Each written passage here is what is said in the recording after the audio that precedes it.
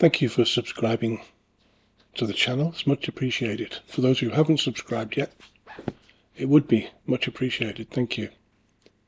Now, what I want to talk to you about today is keywords. The difference between a standard keyword and a long tail keyword. Now, we're all used to the phrase keyword, but a lot of us don't really know what a keyword is. I mean, yeah, we understand it's a word, but not necessarily a word. I mean, it could be a long tail keyword, or as they're called, which is a series of words, maybe 2 words or more, and they make a difference. So it was really developed for search engine optimization.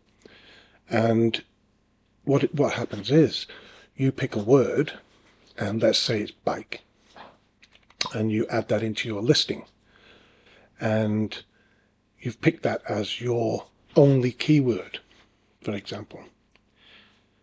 Now, straight away, well, in fact, let's just have a little look on Amazon and see what happens. Right, okay, we're here in books. So if I type bike, I get 60,000 results here in the UK for bike. That's a lot. Chances of my bike being anywhere near the top, or bike book, or bike product, or whatever it is pretty slim. But you have to really look at keywords when selling your book or product as niches in a way. So we've got bike is the main niche, and now we want to niche down. So we're using a long tail keyword. So we'll go for 2 words. So we've got hybrid bike.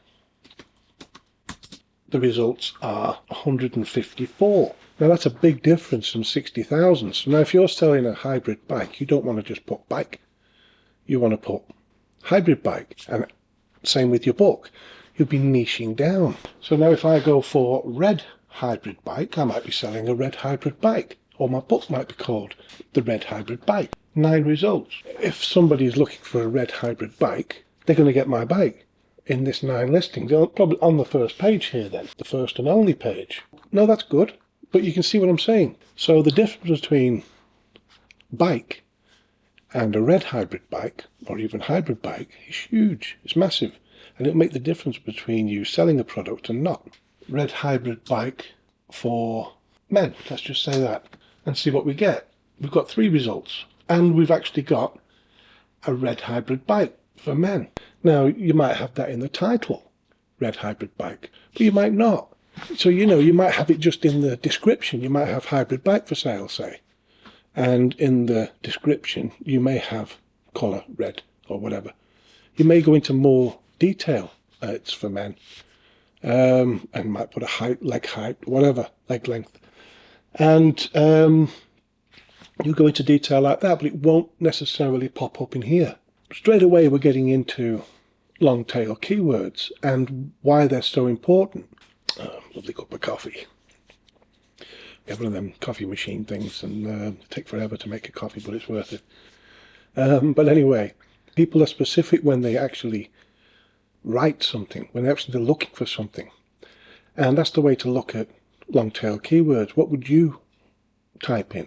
If you were looking for a certain product, would you just put, if it's a certain type of pen or clothing or something, would you just put shirt or something? No, you'd want white blouse or whatever it is, summer dress or whatever for women, size 12 or over. You'd be more specific, and that's the way you have to look at long tail keywords.